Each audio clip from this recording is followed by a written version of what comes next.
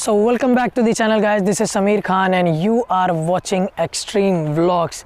So guys आज मैं फिर वापस आया हूँ एक न्यू वीडियो के साथ में। और जैसे कि मैंने आपको बताया था कि यार मैं अपनी बाइक को मॉडिफाइड कर रहा हूँ, जो नेसेसरी चीज़ें हैं वो सारी की सारी लगा रहा हूँ। और उसके बाद जैसे मेरी चीज़ें कंप्लीट हो जाएगी उसके बाद मैं आपके सामने एक वीडियो लाऊंगा। तो आज मेरी बाइक वो है फाइनली कंप्लीट हो चुकी है और इसके अंदर जो भी मैंने मॉडिफिकेशन किए हैं वो सारे के सारे मैं आज आपको बताने वाला हूँ।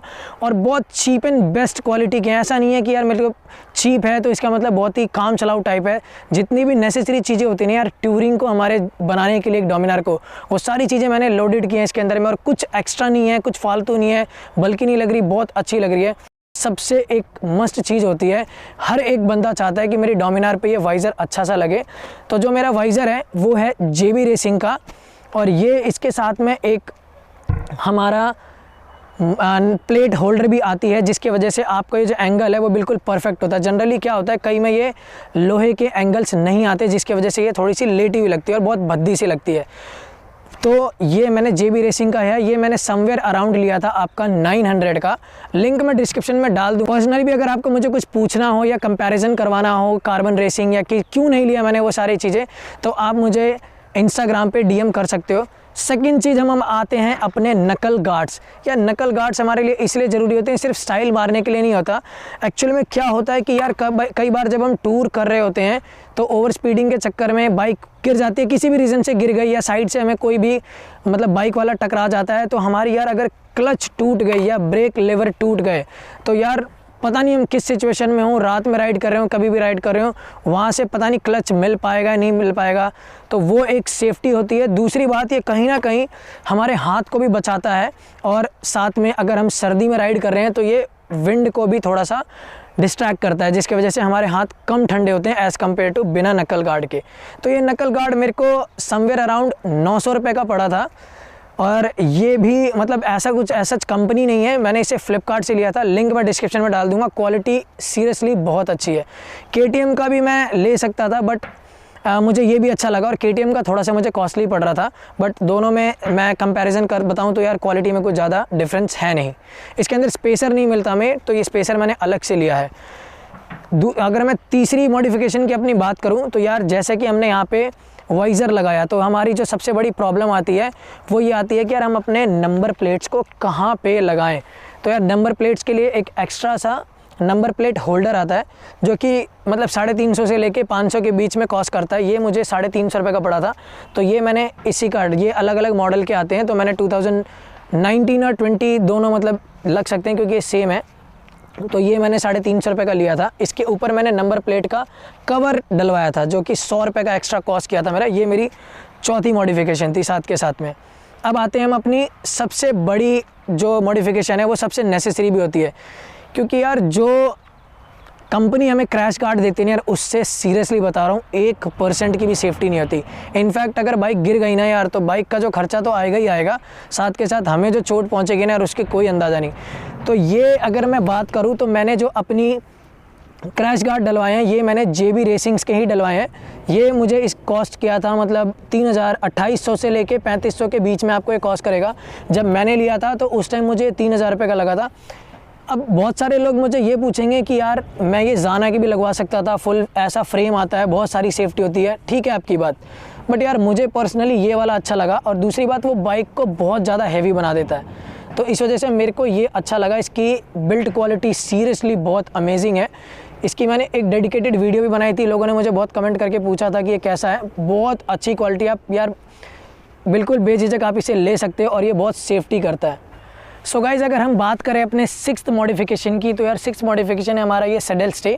जाना का ये थोड़ा सा घिस गया यार, पुराना है, मेरी एक्चुअली पुरानी वाली बाइक में लगा था, उसी को मैंने इस वाली बाइक में लगा दिया। थोड़ा सा यहाँ से मुझे कुछ वेल्ड करना पड़ा। 2017 मॉडल थी मेरे पास पहले, तो उसका इसमें फिट नहीं होता, बट कुछ ना कुछ अरेंजमेंट करके हो जाता है यार, इंडिया नहीं है। तो ये अगर आपको लेना है तो इसका कॉस्ट होगा मतलब 2500 से 2600 के बीच।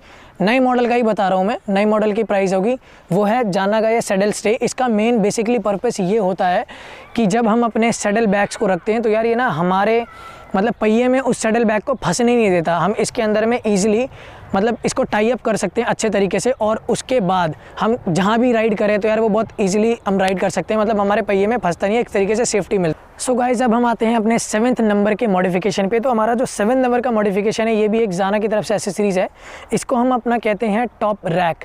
ये एक्चुअली में होता क्या है कि यार जैसे आपने सैडल स्टे लगाया और आप सैडल बैग लगा सकते हो जो कि आपको सेफ्टी देता है, पहिए में नहीं फंस सकता, तो ये हमारा एक एक्स्ट्रा होता है पीछे हमारे लगेज को कैरी करने के लिए, मतलब ये एक्स्ट्रा आप लगेज कैरी कर सकते हो। इसमें होता क्या है बेसिकली, अगर आप चाहें तो इसे डायरेक्टली यहाँ पे लगेज बांध सकते हैं बंजी कॉर्ड से, जैसे मर्जी वैसे उस तरीके से।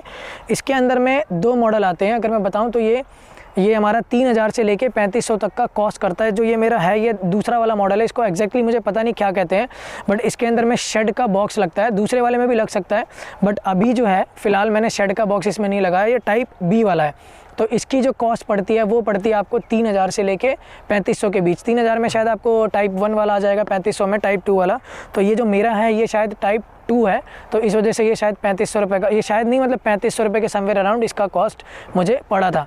अब हम अगर अपने बात करते हैं 8th नंबर की मॉडिफिकेशन की, तो जैसे कि आप देख सकते हो यार कि ये मैंने एक छोटा सा बॉक्स लगा रखा है, इसे टॉप रैक कहें कि मतलब क्या कहें इसका एग्जैक्टली मैं नहीं बता सकता, बट ये स्टड्स कंपनी का है और ये मतलब अच्छा सा है। मुझे थोड़ा सा अपना यार सिटी में जब राइड करना होता है तो मैं अपना थोड़ा बहुत कैरी कर लेता हूँ लगेज, जो कुछ भी इसमें मुझे कैरी करना होता है, जैसे डॉक्यूमेंट्स हो गया, कुछ अपनी घर के सामान, अगर मैं कुछ भी शॉपिंग कर रहा हूँ छोटा मोटा, तो ये इसमें कैरी कर सकते हैं। बहुत स्टडी है और सबसे बड़ी बात कि यार ये पूरा वाटर प्रूफ है, इसके अंदर पानी नहीं ज़्यादा इंटरनली। और इसकी अगर मैं कॉस्टिंग बताऊँ तो ये समवेयर अराउंड आपका 1000 रुपये का कॉस्ट करता है। अब हम आते हैं अपने 9th नंबर के मॉडिफिकेशन पे, तो उसके लिए हमें थोड़ा सा फिर से आगे चलना पड़ेगा। तो 9th नंबर की अगर मैं मॉडिफिकेशन की बात करूँ तो यार जो डोमिनार्स में होती है ना, अगर जैसे हम लॉन्ग राइड कर रहे होते हैं तो शिकायत होती है, वैसे तो ये टूरिंग बाइक है, बंदों की कंप्लेन रहती है कि यार बाइक है ना उसका हैंडल थोड़ा सा नीचे पोजीशन पे है, जिसकी वजह से जब हम लॉन्ग ट्रिप कर रहे होते हैं तो यार थोड़ा सा मतलब स्पाइन में पेन होता है और लॉन्ग राइड नहीं हो पाती।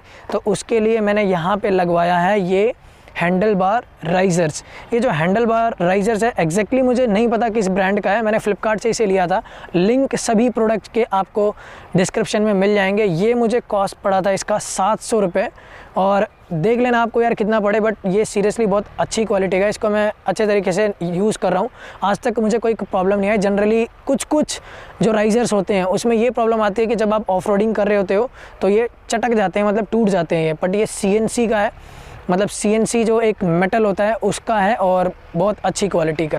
तो दोस्तों देखा जाए तो वैसे मेरी बाइक में 10 मॉडिफिकेशन हो रखे हैं, बट यार मैं 10वां आपको रेकमेंड नहीं करूँगा, क्योंकि एक्चुअली जो मैंने उसे लगा रखा है यार वो मतलब अच्छी क्वालिटी का नहीं है। बट स्टिल मैं आपको बता देता हूँ कि यार एक टूरिंग के लिए कंप्लीट करने के लिए जो सबसे मेन पार्ट ये होता है कि यार हमारा मोबाइल होल्डर होता है GPS लगाने के लिए, चार्जिंग के लिए। बट ये प्रोडक्ट मैं आपको रेकमेंड नहीं करूँगा, क्योंकि मैं इसे खुद चेंज करने वाला हूँ, मतलब किसी अच्छी कंपनी का लाइक बैंडेड पिट स्टॉप का यूज़ करने वाला हूँ मैं, या फिर मतलब बोबो का कंपनी का जो आता है वो यूज़ करूँगा मैं। बट स्टिल अगर यार देखा जाए तो ये सारी चीज़ें मिलके हमारी बाइक को टूरिंग पर्पस पे कंप्लीट बनाती हैं। तो यही कुछ आज की वीडियो में मेरी मॉडिफिकेशन थी, जो मैंने अपनी बाइक में जो कुछ भी थी वो सारी की सारी बताई, और आशा करता हूँ यार कि आपको वीडियो पसंद आई होगी। और अगर वीडियो पसंद आई है तो यार आपको पता ही है क्या करना है, चैनल को सब्सक्राइब कर देना है, वीडियो को लाइक कर देना है, और जितना शेयर कर सकते हो यार आप उससे शेयर कर देना। और अगर आपको कुछ भी पूछना हो तो यार बेझिझक आप मेरे इंस्टाग्राम पे मैसेज कर सकते हैं और पूछ सकते हैं जो भी आपको पूछना। तो होप करता हूँ आपको ये वीडियो पसंद आई होगी। तो मिलते हैं हमारे ऐसे किसी नेक्स्ट व्लॉग में। Till then bye bye.